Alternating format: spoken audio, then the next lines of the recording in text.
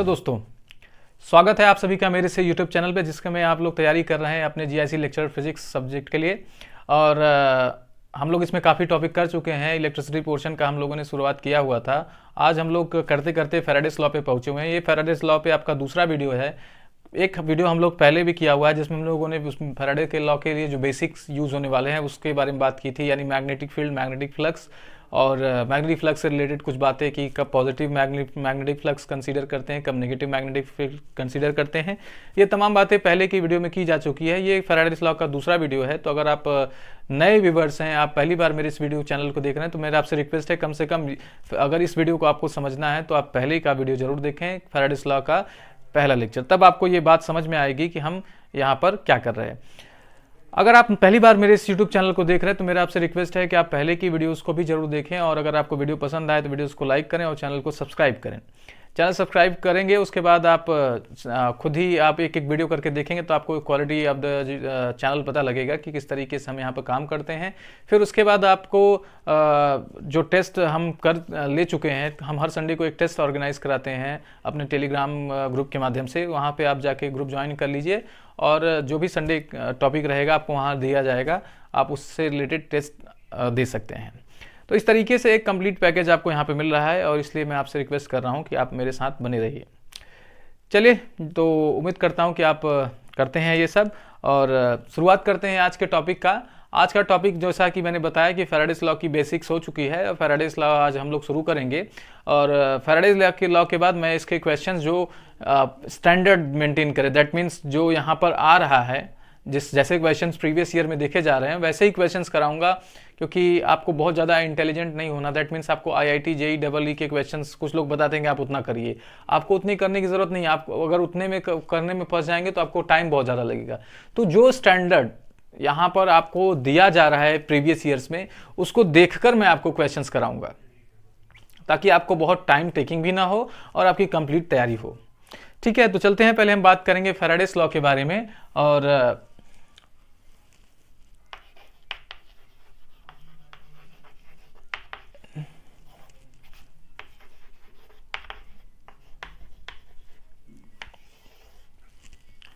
यानी फैराडे का नियम।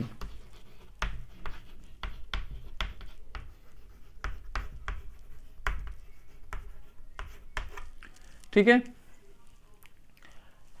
तो फैराडे ने देखा कि जब भी क्या होता है, किसी लूप या किसी कंडक्टर के सिरों पे या कंडक्टर के एरिया से मैग्नेटिक फ्लक्स जो पास हो रहा हो वो किसी भी तरीके से चेंज हो। अब कैसे कैसे चेंज हो सकता है मैग्नेटिक फ्लक्स, इसकी बात हम लोगों ने प्रीवियस वीडियो में किया हुआ है कि किस तरीके से आप किसी भी लूप में मैग्नेटिक फ्लक्स चेंज कर सकते हैं। तो फैराडे ने देखा कि अगर किसी लूप के क्रॉस या लूप के से पास होने वाली मैग्नेटिक फ्लक्स में चेंज अगर आ रहा है तो ये चेंज क्या रिजल्ट करेगा। ये चेंज देखने में ये दिखेगा कि हमारे लूप में एक ईएमएफ, एक विद्युत वाहक बल उत्पन्न हो जाएगी, एक ईएमएफ प्रोड्यूस हो जाएगी। इस फिनोमिना को उन्होंने क्या बोला, इंडक्शन की फिनोमिना बोला, यानी फैराडेस लॉ ऑफ इंडक्शन भी इसे बोल सकते हैं। इसके आधार पर उन्होंने दो नियम दिए, और दो नियम को उसके बाद लेंज दूसरे साइंटिस्ट हुए, उन्होंने मॉडिफाई किया। तो ये दोनों लॉ कंप्लीट हुए। आपने पढ़ा होगा, आप पढ़ा भी रहे होंगे, जैसा कि मुझे आप पीजी हैं, एमएससी हैं, तो आप पढ़ा भी रहे होंगे। तो ये दोनों लॉ क्या थे इसके बारे में बात करेंगे। फिर फैराडेस लॉ के इंटीग्रल और डिफरेंशियल लॉ की बात करेंगे, डिफरेंशियल फॉर्म की बात करेंगे। फिर हम लोग देखेंगे किस तरीके से लूप में करंट प्रोड्यूस होता है, नॉर्थ साउथ की क्या कॉन्सेप्ट है, वो सब। तो पहले हम लोग बात करते हैं फैराडे के दिए हुए नियम के बारे में। तो फैराडे ने दो नियम दिया। ठीक है, there are two laws of Faraday's, या Faraday's law has given two laws. First आपका क्या है, फर्स्ट लॉ ये कहता है कि अगर किसी लूप में, ये मान लीजिए हमारे पास एक लूप है, या किसी कंडक्टर के सिरों पे जो मैग्नेटिक फ्लक्स पास हो रहा हो, मान लीजिए मैग्नेटिक फ्लक्स पास हो रहा है, ये टाइम के साथ चेंज हो रहा है। दैट मीन्स पहले सेकेंड हो सकता है इसकी वैल्यू कुछ और हो, दूसरे सेकेंड इसकी वैल्यू कुछ और हो, तो हर समय इसकी वैल्यू क्या हो रही है, चेंज हो रही है। तो इस चेंजिंग मैग्नेटिक फ्लक्स के कारण ये चुंबकीय फ्लक्स में जो परिवर्तन लूप के सिरों पे या लूप के क्रॉस हो रहा है, इसके कारण इसमें एक क्या होगा, ईएमएफ प्रोड्यूस होगा, और इस ईएमएफ को क्या बोलेंगे, इंड्यूस्ड ईएमएफ। ठीक है। तो जो प्रोसेस ऑफ इंडक्शन होता है या इंड्यूस्ड प्रोसेस होता है वो होता है आपका देखी देखा प्रोसेस। बड़ा अच्छा सा एग्जांपल है कि खरबूजे को देख के खरबूजा रंग बदलता है, एक मछली पूरे तालाब को गंदा कर देती है। तो एक खरबूजा दूसरे खरबूजे को नहीं छूता है, अगर वास्तव में देखें तो वो एक दूसरे से क्या होता है, दूरी पर रहता है। लेकिन अगर आप एक खरबूजा क्या हो जाता है, रंग बदलना शुरू करता है, तो उसको देख कर बाकी क्या करते हैं, रंग बदलना शुरू करते हैं। या आप खुद को समझिए कि आप किसी आसपास का कोई ऐसा पर्सन हो जिससे आप प्रभावित हो, तो उसके गुणों को आप क्या करने लगते हैं, अपने अंदर बसाने लगते हैं। यानी अगर आपको कोई बोले ना या डायरेक्ट कांटेक्ट में ना आए और आप उसकी प्रॉपर्टीज को एक्वायर कर लें, तो इस प्रोसेस को इंडक्शन प्रोसेस बोला जा सकता है। तो अगर ये यहाँ पर देखें तो यहाँ मैग्नेट क्या करता है, कहीं यहाँ मैग्नेट फील्ड लाइंस का सोर्स होगा, चाहे वो करंट सिस्टम हो चाहे मैग्नेट सिस्टम हो। तो ये क्या करेगा, मैग्नेटिक फील्ड प्रोड्यूस करेगा। तो ये मैग्नेट इस लूप के डायरेक्ट कांटेक्ट में नहीं है, बस ये क्या कर रहा है, रिलेटिव मोशन कर रहे हैं। रिलेटिव मोशन कैसे, या तो आप क्या करें, इस लूप को इस मैग्नेट को आगे पीछे कराएं या इस लूप को आगे पीछे कराएं। किस लिए, क्योंकि हमें मैग्नेटिक फ्लक्स में क्या करना है, चेंज करना है।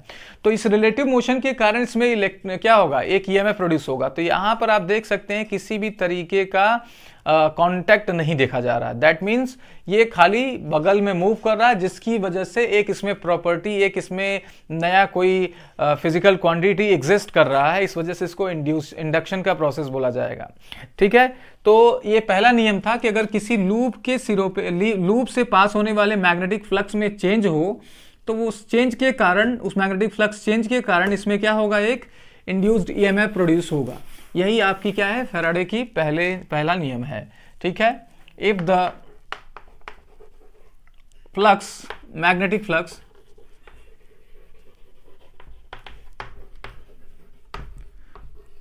passing through a loop, और कंडक्टर भी कर सकते हैं,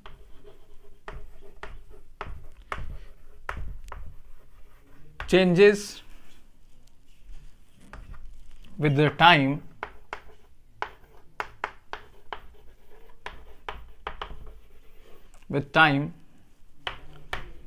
then an EMF, electromotive force, get induced, या प्रोड्यूस्ड कहिए आप, ज़्यादा अच्छा है, नहीं तो आपको समझने में दिक्कत होगी। Get produced in the coil. Okay.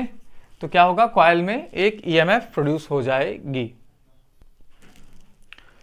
अब इस प्रोसेस को उन्होंने नाम दिया electromagnetic induction. This process is called, या दिस फिनोमेना इज कॉल्ड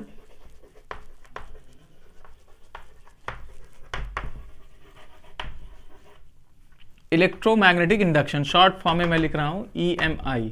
यानी आप हिंदी मीडियम में अगर हिंदी में समझें कि किसी लूप के क्षेत्रफल से या लूप से पास होने वाली, गुजरने वाली चुंबकीय फ्लक्स में समय के साथ परिवर्तन के कारण एक विद्युत वाहक बल उत्पन्न हो जाता है, किसमें, कॉइल्स में। ठीक है। और इस फिनोमेना को आप क्या कहते हैं, विद्युत चुंबकीय प्रेरण। ये पहला लॉ रहा। पहला लॉ में, फर्स्ट लॉ में जो ईएमएफ की बात कर रहे हैं, जो ईएमएफ प्रोड्यूस हो रही है, उसको हम लोग इंड्यूस्ड ईएमएफ बोलते हैं, यानी प्रेरित विद्युत वाहक बल। और अगर सर्किट क्लोज है या लूप क्लोज है, तब आपकी जो करंट फ्लो करेगी, जब आपका ईएमएफ प्रोड्यूस हुआ है, अगर किसी तरीके से सर्किट क्या हो जाए, कंप्लीट हो जाए, तो एक करंट भी फ्लो करेगी। ठीक है।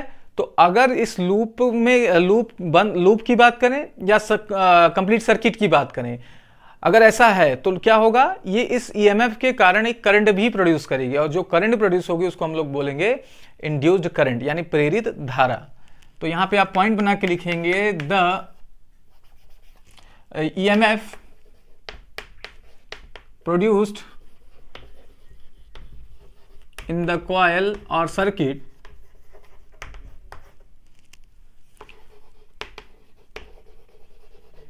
is called induced EMF. induced EMF. And if circuit is closed,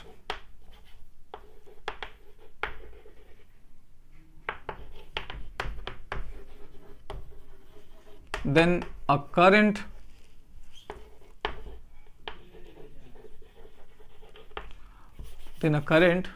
also flows in the circuit,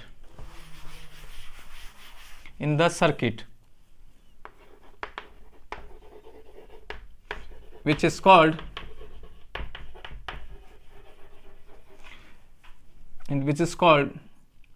induced current.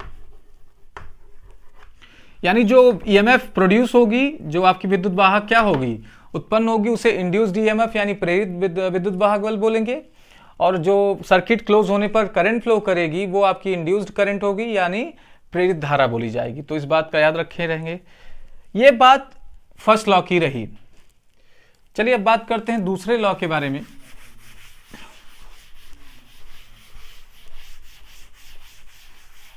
तो पहला नियम सिर्फ ये इन्फॉर्म करता है कि इंड्यूस्ड ईएमएफ और इंड्यूस्ड करंट प्रोड्यूस होते हैं जब भी किसी आप करंट मैग्नेटिक फील्ड को चेंज करते हैं किसी लूप के पास होने वाले, यानी किसी लूप से पास होने वाले मैग्नेटिक फ्लक्स को आप चेंज करते हैं। ये नियम ये नहीं बताता कि कितना प्रोड्यूस करते हैं, मतलब कि क्वांटिटी क्या होगी ईएमएफ की। तो ये कौन बताएगा, ये बताता है दूसरा नियम। अच्छा, यहां पर एक बात याद रखें कि फैराडे के पहले नियम को न्यूमैन्स लॉ भी बोला जाता है। न्यूमैन का नियम, नया आदमी नहीं है, न्यूमैन का नियम, ठीक है। तो इसको आप याद रखेंगे, फर्स्ट लॉ को न्यूमैन का नियम भी बोला जाता है। तो अब चलते हैं second law.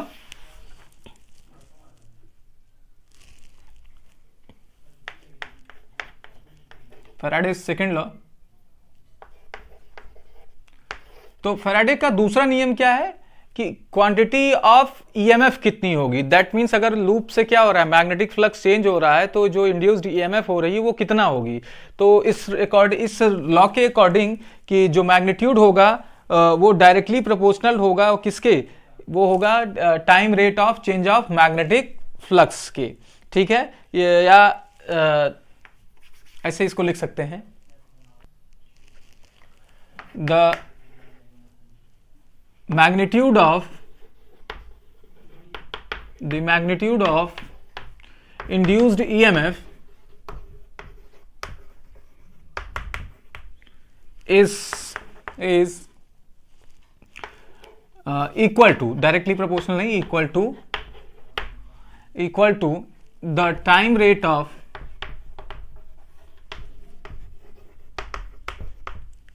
of change of magnetic flux.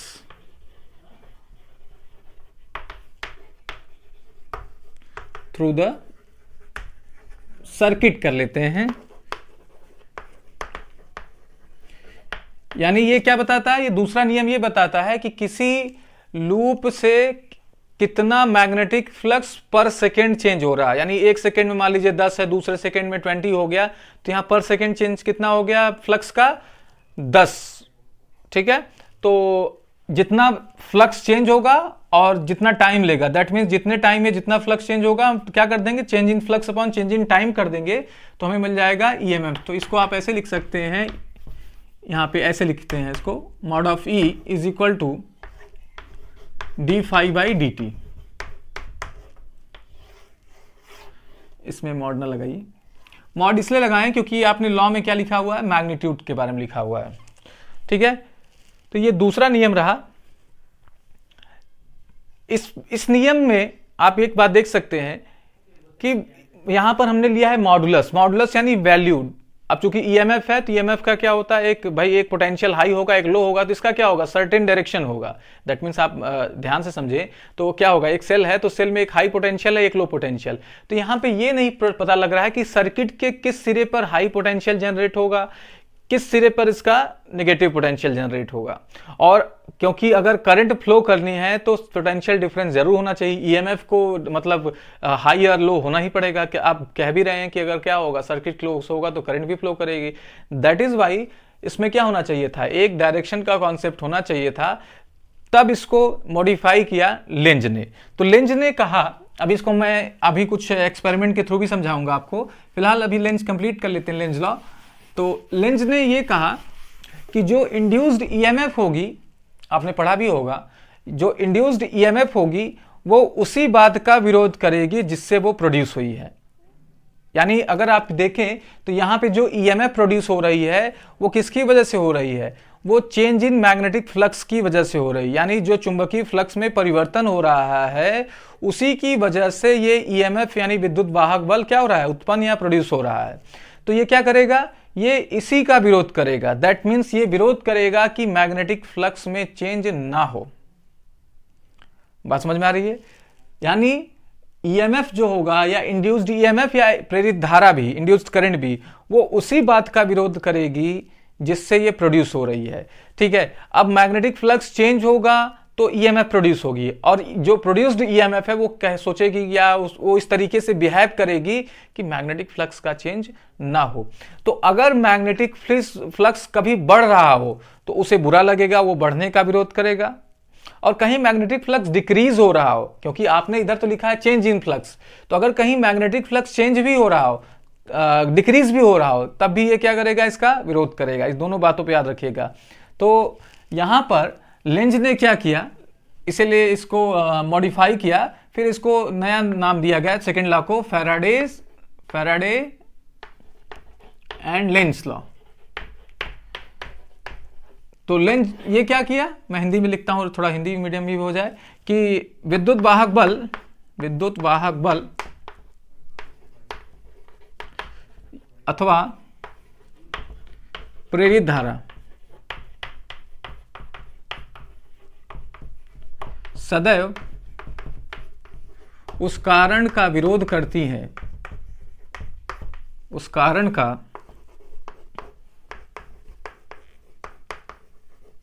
विरोध करती हैं जिससे यह उत्पन्न होती है।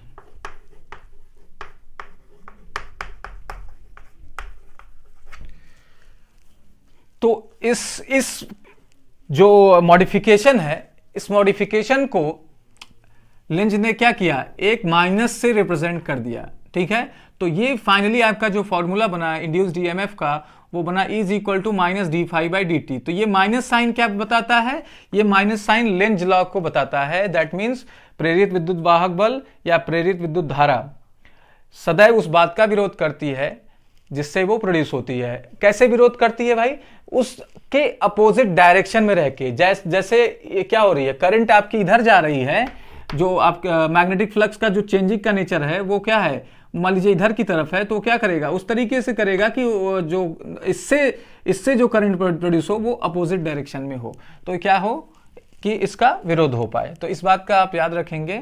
अच्छा, लेंज लॉ माइनस लगा देने के बाद जो आपके पास फॉर्मूला आया, उससे एक चीज और अच्छा हो गया, एनर्जी कंजर्वेशन का जो लॉ है वो भी वैलिड होने लगा। ठीक है, तो आप यहां नोट करके लिख सकते हैं कि negative sign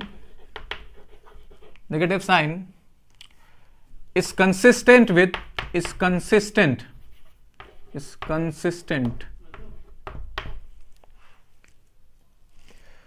is consistent with law of energy conservation। यानी ऊर्जा के संरक्षण का जो नियम है, क्या हो रहा है, यहां माइनस की वजह से ऊर्जा का जो संरक्षण का नियम है वो भी यहां पर लागू हो रहा है, वैलिड हो रहा है। ठीक है, तो ये रही फैराडेस लॉ की बात जो हम लोगों ने क्लास 11-12 स्टैंडर्ड में पढ़ी। थोड़ी सी बात मैं यहाँ पे इंटीग्रल और डिफरेंशियल फॉर्म की बात कर लूँ, फिर हम आते हैं कुछ बात करते हैं। ठीक है, तो यहीं पर आप लिख लीजिए इंटीग्रल फॉर्म ऑफ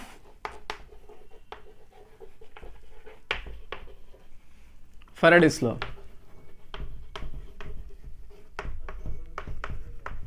तो इंटीग्रल फॉर्म में क्या होता है, हम यहाँ पे ईएमएफ लेते हैं, और जब हम आते हैं इंटीग्रल फॉर्म में फैराडेस लॉ में, तो उसमें हम लोग लेते हैं आपका फ्लक्स लेते हैं, electric flux is equal to minus D phi by D T.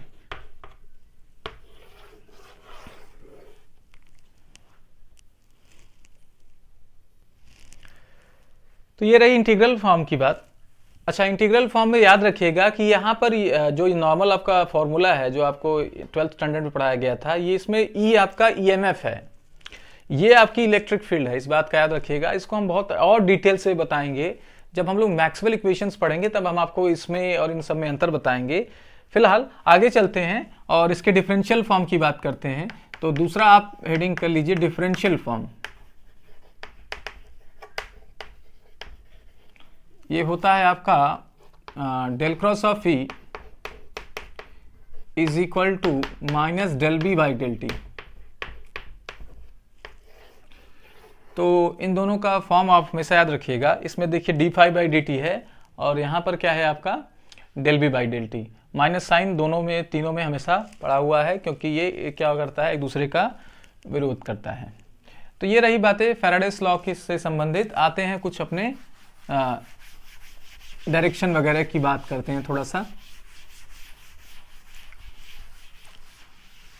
तो चलिए बात करते हैं डायरेक्शन वगैरह की, किस तरीके से इंड्यूस्ड ईएमएफ प्रोड्यूस करेगा।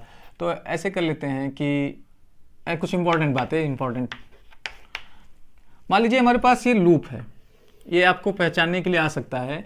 और इसमें हम लोग क्या कर रहे हैं, नॉर्थ पोल मैग्नेट को इस तरीके से इस तरफ ला रहे हैं। आप लोग थोड़ा ध्यान दीजिएगा, नॉर्थ पोल को हम क्या कर रहे हैं, इसकी तरफ ला रहे हैं, ठीक है। तो अब यहाँ पर क्या होगा, जैसे जैसे ये पास में आएगा आपका मैग्नेट, तो इससे जो फ्लक्स पास हो रही है वो क्या होने लगेगी, इंक्रीज करेगी। ध्यान से समझिए कि ये लूप है हमारा और इसमें हम क्या कर रहे हैं कि मैग्नेट को इसके पास में ले आ रहे हैं, जिसमें आप नॉर्थ पोल साउथ पोल देख रहे हैं। नॉर्थ पोल लूप की तरफ है, तो जैसे हम क्या करेंगे, इसकी तरफ ले आएंगे, तो ऑब्वियस है क्या होगा, मैग्नेटिक फ्लक्स में क्या होगा, इंक्रीमेंट होगा। दैट मीन्स यहाँ पर मैग्नेटिक फ्लक्स चेंज होगा, लेकिन चेंज कैसा हो रहा है, इंक्रीज हो रहा है। चेंज कैसा हो रहा है, इंक्रीज हो रहा है। तो according to Faraday's first law यहाँ पर क्या होगा, ईएमएफ प्रोड्यूस होगा, और सेकेंड लॉ के अकॉर्डिंग कितना होगा, EMF is equal to D phi by D T produce होगा।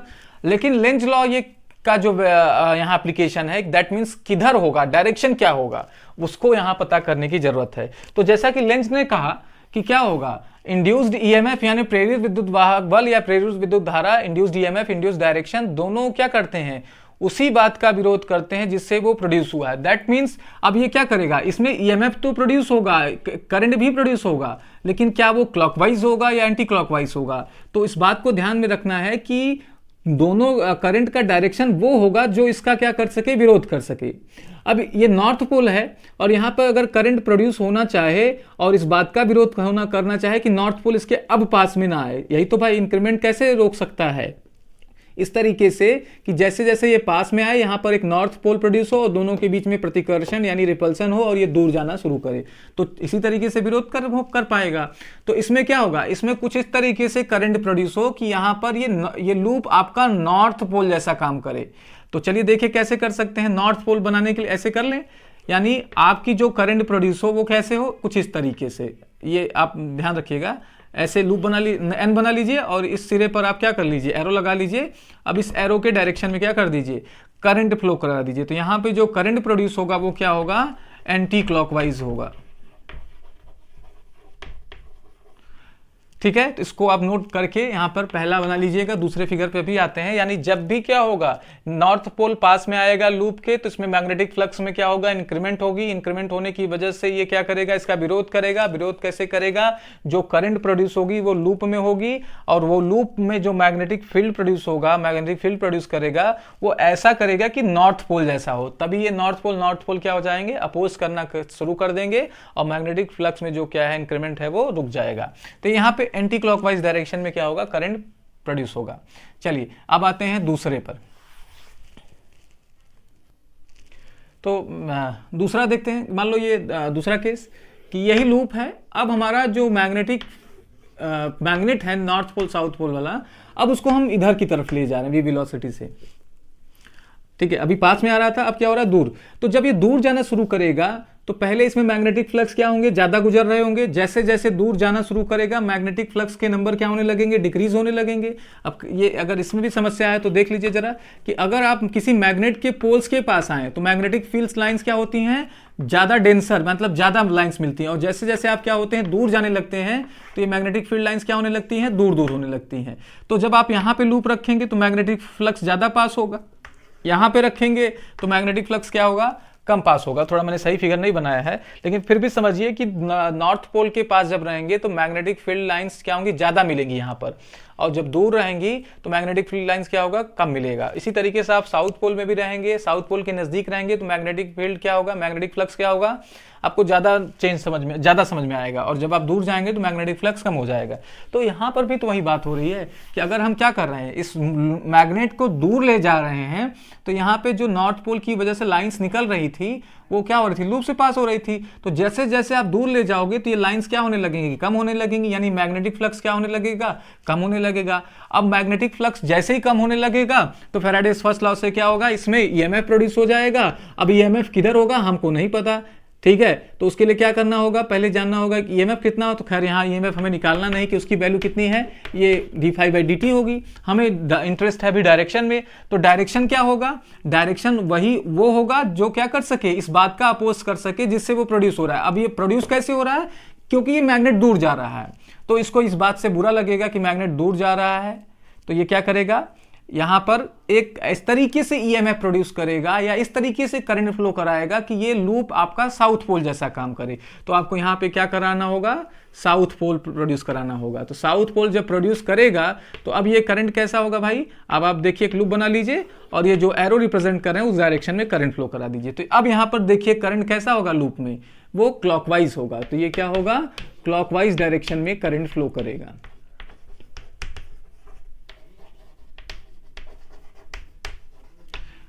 ये फिगर आपको फेस करना पड़ सकता है कि अगर आपको इस तरीके से कंडीशन दे दिया जाएगा कि नॉर्थ पोल पास में ले आ रहे हैं और पूछ लेंगे कि यहाँ पर क्या पोल प्रोड्यूस होगा, इसलिए आपको बहुत कॉन्शियस होकर इस देखने की जरूरत है इसको। तो ये नॉर्थ पोल को हम जब दूर ले जाते हैं तो नजदीक ले आते हैं तो एंटी क्लॉकवाइज, और दूर ले जाते हैं तो क्लॉकवाइज डायरेक्शन में इंड्यूस्ड ईएमएफ और इंड्यूस्ड करंट प्रोड्यूस होते हैं। अब बात हम लोग साउथ पोल की करेंगे, चलिए करते हैं। तो चलिए देखिए हमारे पास लूप है। अब इसके पास हम लोग क्या कर रहे हैं, south pole of the magnet को क्या कर रहे हैं, ले आ रहे हैं। तो जब साउथ पोल को ले आएंगे तो यहाँ पर मैग्नेटिक फ्लक्स के नंबर क्या होने लगेंगे, बढ़ने लगेंगे। और जब बढ़ने लगेंगे तो ईएमएफ प्रोड्यूस होगा, क्योंकि चेंज होने लगेगा ना, ईएमएफ में फ्लक्स में चेंज होगा, फ्लक्स में चेंज होगा तो ईएमएफ प्रोड्यूस होगा। अब ये जो चेंज होगा वो किस वजह से, उसकी वजह से क्या होगा, ईएमएफ प्रोड्यूस होगा। और ईएमएफ किसका विरोध करेगा, उसी कॉज का जिसकी वजह से वो प्रोड्यूस हो रहा है। कॉज क्या है कि साउथ पोल पास में आ रहा है, तो ये क्या करेगा, कुछ इस तरीके से यहाँ पे ईएमएफ प्रोड्यूस करेगा कि जिसका डायरेक्शन कुछ इस तरीके से हो कि उससे उत्पन्न, उससे produced magnetic field south pole produce कर दे। तो यहाँ पर आपको क्या करना है, साउथ पोल प्रोड्यूस कर देना है। तो साउथ पोल प्रोड्यूस करने का मतलब करंट को क्या कराना पड़ेगा, आपको क्लॉकवाइज डायरेक्शन में फ्लो कराना पड़ेगा। तो जब इसमें क्लॉकवाइज डायरेक्शन, समझिएगा ऐसे है, क्लॉकवाइज डायरेक्शन में करंट फ्लो करने लगेगा तो ये as a south pole treat करने लगेगा, आपका ये साउथ पोल जैसा काम करने लगेगा। और ये साउथ पोल क्या करने लगेगा, रिपल्शन करने लगेगा। तो ये क्या होगा, ये दूर जाना शुरू करेगा। तो इस केस में आपका जब आप क्या करेंगे, मैं किसी लूप के पास साउथ पोल को पास में ले आएंगे तो जो आपकी क्या होगी, करंट की डायरेक्शन होगी वो क्या होगी, क्लॉकवाइज होगी, यानी दक्षिणावर्त। वहीं अगर आप क्या करें, साउथ पोल अब नजदीक आ रहा था, अब क्या करें, इसको दूर ले जाएं, v वेलोसिटी से हम इसको दूर ले जा रहे हैं। तो अब जब दूर ले जाना शुरू करेंगे तो फिर से क्या होगा, पहले फ्लक्स नंबर ज्यादा रहेगा और जैसे जैसे दूर जाने लगेंगे फ्लक्स नंबर क्या होगा, डिक्रीज होगा। तो डिक्रीज होने लगा तो चेंज इन फ्लक्स आया कि नहीं आया, चेंज इन फ्लक्स आया तो क्या होगा, ईएमएफ प्रोड्यूस होगा, बिल्कुल होगा।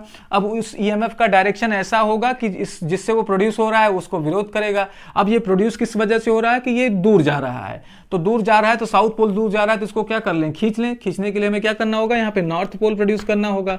तो अब यहाँ पर जो करंट प्रोड्यूस होगा आप उसको देख सकते हैं, उसका डायरेक्शन क्या होगा, नॉर्थ पोल की तरह होगा। दैट मीन्स आप ऐसे बना लीजिए, एन बना लीजिए, एन के दोनों एंड्स पर क्या कर लीजिए, एरो बना लीजिए और फिर इन्हीं एरो में क्या करिए, करंट को फ्लो करा दीजिए डायरेक्शन में। तो ये आपको करंट बताएगा। तो यहाँ पे जो करंट प्रोड्यूस होगा वो एंटी क्लॉकवाइज प्रोड्यूस होगा। तो इस तरीके से किसी लूप को देखकर हम ये बता सकते हैं कि कहां पर किस डायरेक्शन में करंट प्रोड्यूस होगा। ये लेंज लॉ के एप्लीकेशन से क्वेश्चन आपको देखने को जरूर मिलेंगे, इसको आप इंपॉर्टेंट मार्क करिएगा। चलिए कुछ छोटे छोटे नोट टाइप का आप लिख लीजिए। आपने लिखा कि इंड्यूस्ड ईएमएफ यानी विद्युत वाहक बल क्या होगा, लिखा वो लिखा आपने क्या लिखा, minus E D phi by D T. अच्छा, ये विद्युत वाहक बल है, याद रखिएगा क्या है, विद्युत वाहक बल, इंड्यूस्ड ईएमएफ, ठीक है, प्रेरित विद्युत वाहक बल, इलेक्ट्रोमोटिव फोर्स। तो आप फोर्स इसे न समझ के इसे आप, अगर आपसे पूछता है कि इसका क्या मतलब है, तो इसका जो डायमेंशन होगा वो क्या होगा, वोल्ट होगा। क्या होगा, वोल्ट होगा, याद रखिएगा, ठीक है। तो ये फोर्स ना होके क्या है, आपका work done per unit charge है, ठीक है। चलिए, अब आपके पास एक तरीके से क्या है, ईएमएफ आ गया, तो अब ईएमएफ आ गया तो आप करंट भी निकाल सकते हैं। तो इंड्यूस्ड करंट कितना होगा,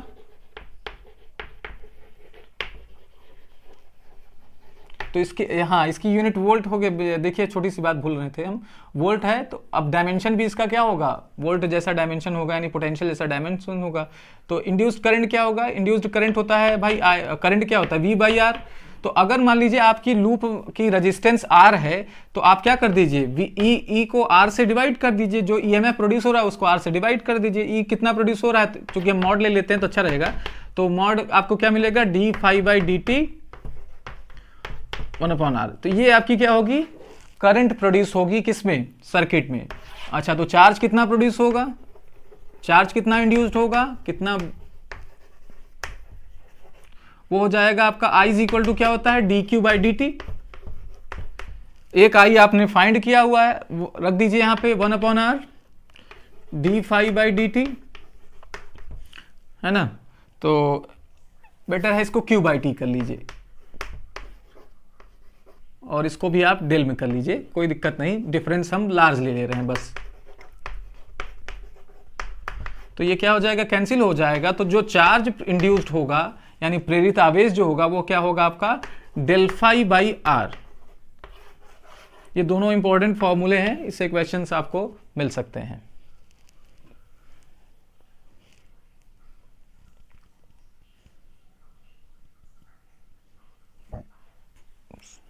चलिए आगे चलते हैं, और अब बात करेंगे कि किसी रॉड को अगर हम मैग्नेटिक फ्लक्स में गुजारें या मैग्नेटिक फील्ड में गुजारें तो कितना इंड्यूस्ड ईएमएफ प्रोड्यूस होगा, जिसको आप जानते हैं, हेडिंग इसका जो है वो है मोशनल ईएमएफ, मोशनल ईएमएफ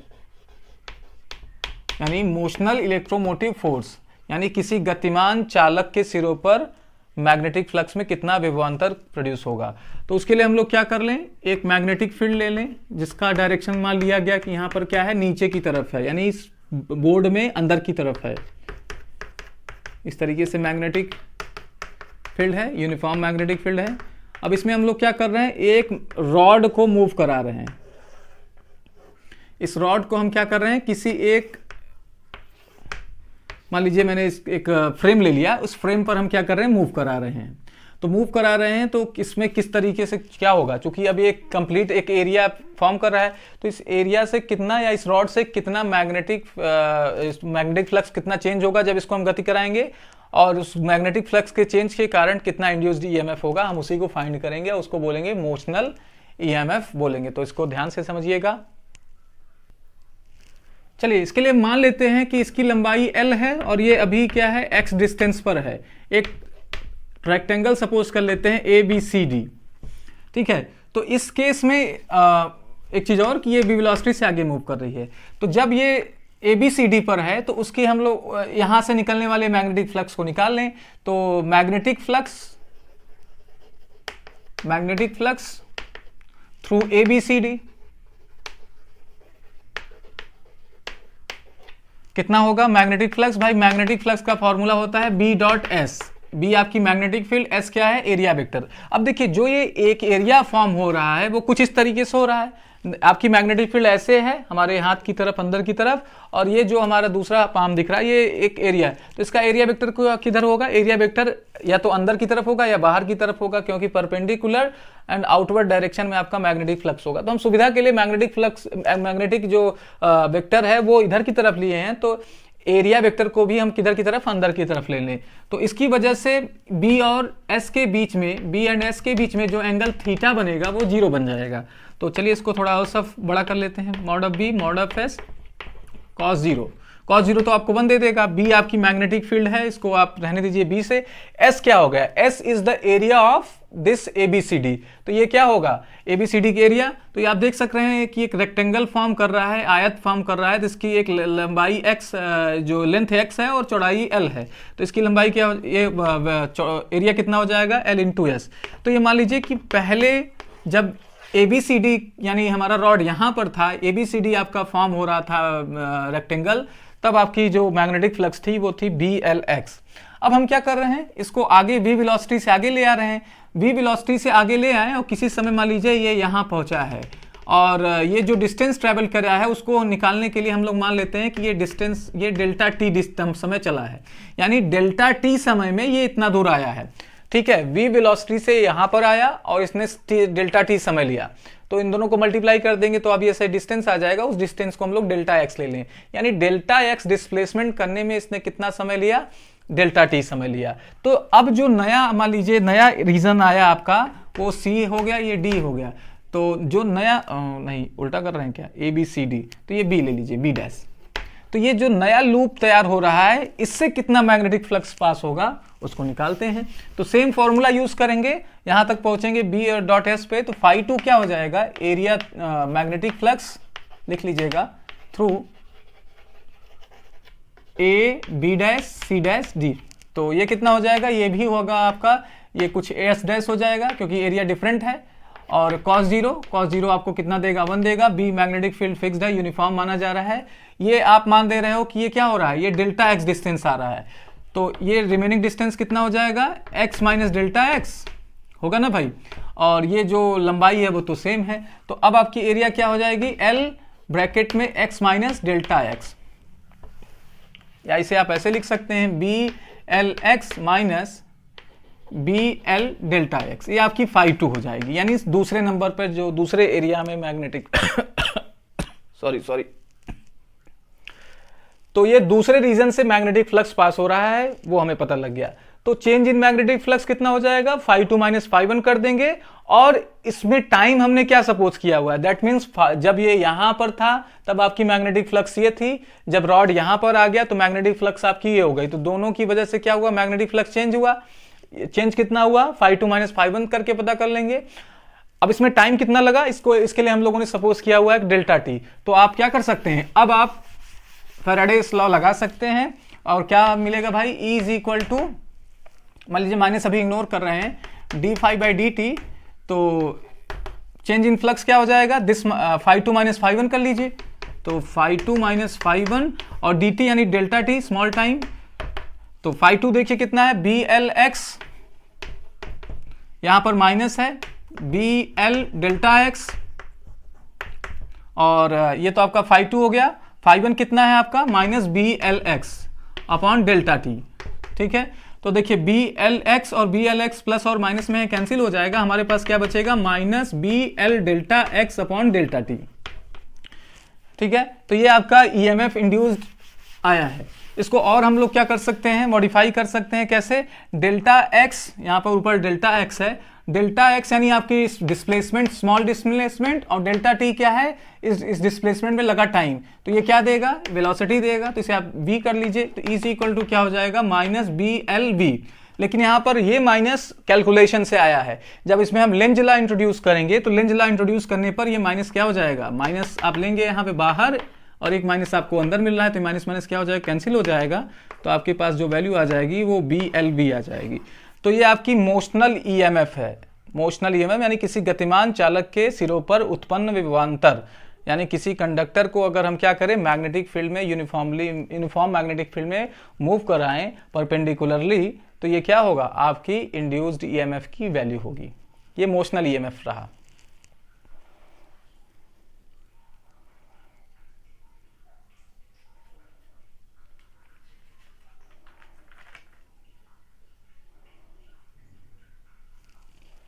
चलिए आगे चलते हैं।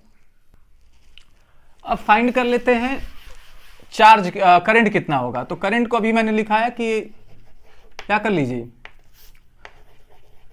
आपको ईएमएफ पता है, आर से डिवाइड कर दीजिए। तो ईएमएफ आपकी कितनी थी, स्मॉल ई से लिखा है तो स्मॉल ई से लिखिए, B L B upon R. तो ये आपकी क्या हो जाएगी, करंट हो जाएगी, induced EMF, induced current. Charge निकालना है तो क्यू बाई टी करके चार्ज निकाल लेंगे। हाँ, अब हमें जो यहाँ पे इंपॉर्टेंट फैक्टर है वो निकालना है कि फोर्स इस पर कितना लगता है। तो फोर्स निकालने के लिए आप देखिए, जब क्या होता है मैग्नेटिक फील्ड में मूव करता है तो इसमें क्या होता है, इंड्यूस्ड ईएमएफ की वजह से, एक करंट की वजह से एक इसकी अपनी भी मैग्नेटिक फील्ड प्रोड्यूस हो जाती है, जिसकी वजह से इस पर फोर्स लगता है। वो फोर्स लगता है F is equal to I L B sine theta. Theta यहाँ कितना होगा, 90 होगा। तो यहाँ पर जो फोर्स लगेगा वो क्या लगेगा, आई, एल की value length of the conductor, B क्या है आपकी, बी मैग्नेटिक फील्ड है, और साइन यहाँ पर कितना हो जाएगा, थीटा इज इक्वल टू 90, आई की थीटा इज इक्वल टू 90। तो ये मान लीजिए आपकी साइन 90 इज इक्वल टू 1 देगा। हाँ, आई आप ध्यान से देखें, आई आपका क्या है, B L B upon R. तो जरा इसको रखिए, B L B upon R, L और ये क्या है बी, कैंसिल हो सकता नहीं। तो ये क्या देगा, एफ आपको देगा B V L square, B दो बार लिख दिया क्या, हाँ बी स्क्वायर, क्योंकि बी इंटू बी स्क्वायर हो जाएगा, एल इंटू एल स्क्वायर, और ये बी अपॉन आर। ये आपकी क्या हो जाएगी, ठीक से लिखा जाए इसको, नहीं तो कंफ्यूजन होगा आपको। F is equal to B square L square V upon R. ये क्या होगा, फोर्स लगेगा किस पर, इस लूप पर, इस कंडक्टर पे जो अभी हम क्या कर रहे थे, मूव करा रहे थे। ठीक है,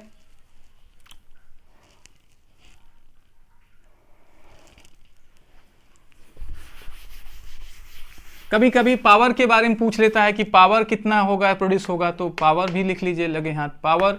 तो पावर का क्या फॉर्मूला होता है, आई स्क्वायर आर होता है ना। आई स्क्वायर आपका क्या था, V B L upon R, इसका स्क्वायर कर दीजिए, और एक आर नीचे का आर स्क्वायर क्या हो जाएगा, एक आर को कैंसिल कर देगा, तो आपके पास बचेगा V square B square L square upon R. तो ये आपका क्या हो जाएगा, पावर प्रोड्यूस होगा या पावर डिसिपिएट होगा, पावर खर्च होगा जब क्या होगा, हमारा लूप या कि कोई हमारा जो रॉड था वो मूव कर रहा था मैग्नेटिक फील्ड में। चलिए इसको लिख लीजिए, आगे चलते हैं। अब हम लोग क्या करते हैं, एक रॉड को मूव कराते हैं। ऐसे देखिए, हमने क्या लिया, एक रॉड लिया इस तरीके से, एल लेंथ का रॉड है, और इसे हम क्या करते हैं, v वेलोसिटी यहाँ पे फिक्स्ड करके इसे v वेलोसिटी से मूव कराते हैं, और यहाँ पर एक मैग्नेटिक फील्ड क्या कर देते हैं, प्रोड्यूस कर देते हैं। यूनिफॉर्म मैग्नेटिक फील्ड है। तो क्या होगा, अब जब ये घूमेगा तो क्या करेगा, मैग्नेटिक फ्लक्स में एक एरिया कवर करेगा, मैग्नेटिक फील्ड में एक एरिया कवर करेगा, जिसकी वजह से इसके सिरों पर मैग्नेटिक फ्लक्स में चेंज होगा, और मैग्नेटिक फ्लक्स से चेंज होगा तो ईएमएफ प्रोड्यूस होगी।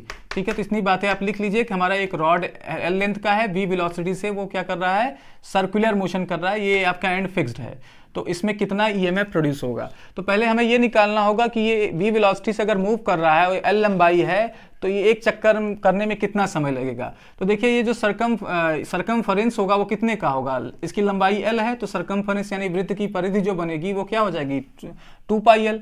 तो 2 पाई एल डिस्टेंस ठीक है, चलेगा एक चक्कर में, और इसकी वेलोसिटी क्या है, v। तो अगर हम वेलोसिटी v से डिवाइड कर देंगे तो हमें ये पता लगेगा कि एक चक्कर का समय, टाइम पीरियड यहाँ पे लिख लीजिएगा, एक चक्कर का समय है ना, क्योंकि हमें समय की भी जरूरत पड़ेगी। अब ये निकालते हैं कि जब ये एक रोटेशन करता है तो कितना एरिया स्वैप करता है, एरिया स्वैप्ड इन 1 रोटेशन। तो ऑब्वियस से देखिए, इस सर्कल के एरिया के इक्वल में क्या करेगा, कवर करेगा। तो सर्कल का एरिया अगर आर रेडियस दे दिया तो पाई आर स्क्वायर, यहाँ पर एल है तो पाई एल स्क्वायर, एक बार इतना कवर करेगा, तो एरिया कितना करेगा, पाई एल स्क्वायर। तो मैग्नेटिक फ्लक्स में कितना चेंज आ जाएगा, मैग्नेटिक फ्लक्स में चेंज आप कैसे, या मैग्नेटिक फ्लक्स क्या होगा उसको निकालते हैं। तो मैग्नेटिक फ्लक्स आपका ऑब्वियस है कितना होता है, magnetic field into area vector. तो मैग्नेटिक फील्ड यहाँ पर बी सपोज किया गया, मान लीजिए अंदर की तरफ है, और एस आपकी एरिया वेक्टर है जिसकी एरिया क्या होगी, इस सर्कल के इक्वल होगी। अब ये सर्कल इस तरीके से, मैग्नेटिक फील्ड आपका अंदर की तरफ है और सर्कल आपका हमारे हाथ के प्लेन में है, तो इसकी एरिया वेक्टर क्या हो जाएगी, मैग्नेटिक फील्ड के डायरेक्शन में हो जाएगी, यानी बी और एस के बीच में एंगल क्या होगा, फिर से यहाँ पर 0 हो जाएगा, तो ये आपको बी और एस देगा। सिंपल, बी आपकी मैग्नेटिक फील्ड है, एस आपकी एरिया है, ये हो जाएगा पाई एल स्क्वायर। तो ये क्या हो गया, एक बार घूमने में मैग्नेटिक फ्लक्स पास इतना कवर करेगा। तो मैग्नेटिक फ्लक्स में चेंज क्या होगा, यही तो होगा ना, पहले 0 था, पूरा घूम के आया, तो कितना मैग्नेटिक फ्लक्स इससे चेंज हुआ, बी पाई एल स्क्वायर, या एल पाई एल स्क्वायर भी कर सकते हो। अच्छा, ये मैग्नेटिक फ्लक्स में चेंज हुआ और टाइम कितना लगा, इतना, तो हम लोग क्या कर सकते हैं, इंड्यूस्ड ईएमएफ निकाल सकते हैं। कैसे, फैराडेस लॉ का यूज करके। फैराडेस लॉ क्या है, E is equal to D phi by D t या delta phi by D t, minus ignore किया जा रहा है अभी, तो क्या कर लें, डेल फाई की वैल्यू क्या हो जाएगी, B pi L square, delta के टी की वैल्यू क्या है, 2 पाई एल अपॉन वी, है ना, पाई पाई से कैंसिल हो गया, इसको ऊपर ले लोगे तो क्या देगा, बी वी एल स्क्वायर और अपॉन 2l, है ना, 2l देगा, एक एल कैंसिल कर लीजिए, तो ये क्या देगा, बी वी एल अपॉन 2।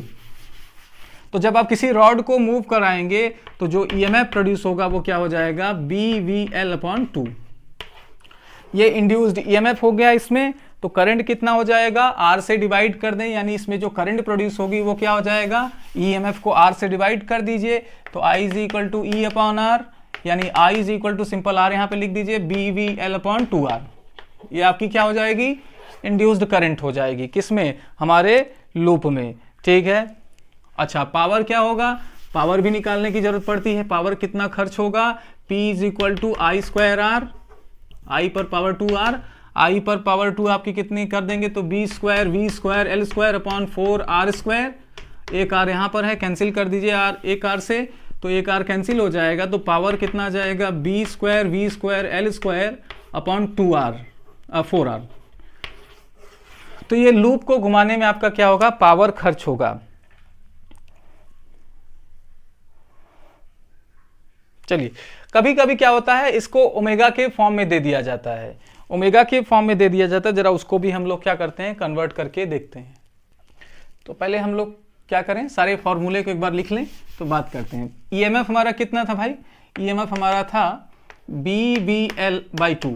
अब हम ओमेगा रख दें, मतलब जो इसकी एंगुलर वेलोसिटी, जब घूमेगा तो इसकी एंगुलर वेलोसिटी होगी, और ओमेगा क्या होता है, v इंटू आर, है ना। यहाँ r क्या है, रेडियस ऑफ द लूप, तो यहाँ रेडियस ऑफ द लूप क्या होगी, जो कंडक्टर आप मूव करा रहे हैं l, तो आप देखिए जहां पर क्या है, vl है, वहां हम लोग क्या कर सकते हैं, ओमेगा पुट कर सकते हैं। माफ कीजिएगा, ये v is equal to R omega होना चाहिए, हाँ रिलेशन गलत हो गया। तो अब हम लोग क्या कर ले, वही काम करेंगे, r की जगह l रख देंगे, तो v is equal to L omega, या आप क्या कर लीजिए, VL रखना चाह रहे हैं तो VL रखने के लिए आप L से मल्टीप्लाई कर दीजिए, तो L स्क्वायर ओमेगा लिख दीजिए। तो इसमें आप क्या करेंगे, I को कन्वर्ट करेंगे, तो I क्या हो जाएगा, पहले EMF को करते हैं, तो EMF को करेंगे तो B अपॉन 2 आपका है, कोई दिक्कत नहीं। VL की जगह हम लोग क्या लिख लें, L स्क्वायर ओमेगा लिख लें, तो ये आपकी EMF का फॉर्मूला हो जाएगा।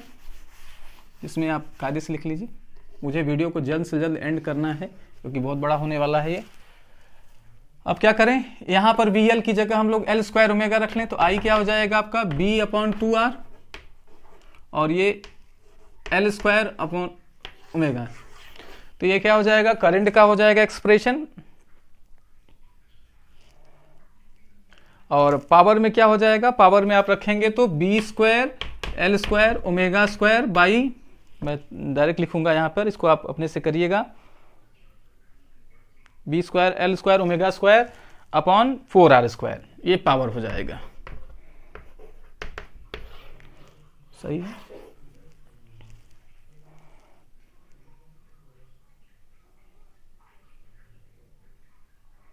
नहीं माफ कीजिएगा, ये आपका करंट होगा क्योंकि आई स्क्वायर आर करेंगे ना, तो ये आपका, एक मिनट, डायरेक्ट करने में ही भलाई है, मतलब तेजी से कर लेने में भलाई है। तो आई स्क्वायर आर है, तो आप बी देखिए आपका क्या होगा, स्क्वायर कर देंगे तो बी स्क्वायर हो जाएगा, एल स्क्वायर ऑलरेडी है तो एल पावर 4 हो जाएगा, ओमेगा पावर 2 हो जाएगा, नीचे आपका 4r स्क्वायर हो जाएगा, और एक आर मल्टीप्लाई कर दीजिए, तो आर आर क्या हो जाएगा, कैंसिल हो जाएगा। तो पावर का जो एक्सप्रेशन फाइनली बचेगा उसमें आपका बी स्क्वायर दिखेगा, एल स्क्वायर दिखेगा, ओमेगा स्क्वायर दिखेगा और नीचे आपका 4r दिखेगा। ठीक है, ये आपका एक्सप्रेशन अब सही है।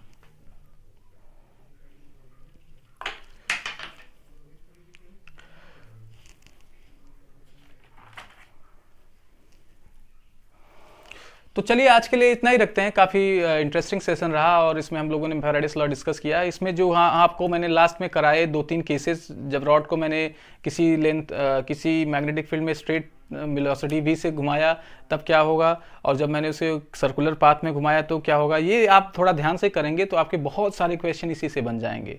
फिर हम लोग और भी केसेस डिस्कस करेंगे और भी क्वेश्चंस करेंगे अगले वीडियो में, जो कल आपको दिया जाएगा, जिसमें आप इसको देख के अपने कॉन्सेप्ट को बिल्डअप कर सकते हैं। तो कल आज यानी सैटरडे को ये वीडियो अपलोड हो रहा है, संडे को इसका टेस्ट होगा। शाम 3 बजे हम लोग क्या करेंगे, इसको दोपहर 3 बजे इसको हम लोग क्या करेंगे, टेलीग्राम ग्रुप में देंगे। आप उसको करके अपने से नंबर मैं आपको आंसर की दे दूंगा, जिससे आप अपने नंबर को जान सकते हैं। चलिए आज के लिए इतना ही रखते हैं। आप उम्मीद करता हूँ आपको वीडियो पसंद आ रही हो। अगर पसंद आ रही हो तो प्लीज़ वीडियो को लाइक करें और चैनल को सब्सक्राइब करें, लेकिन शेयर करना ना भूलें। जितना ज़्यादा आप शेयर करेंगे उतना ज़्यादा हमारे लिए बेनिफिशियल होगा, हमारे लिए साथ साथ आपके लिए भी बेनिफिशियल होगा, क्योंकि हम जितना मोटिवेट होंगे उतने ज़्यादा से ज़्यादा वीडियो आपको प्रोवाइड कराएंगे। चलिए आज के लिए इतना ही, बहुत बहुत धन्यवाद।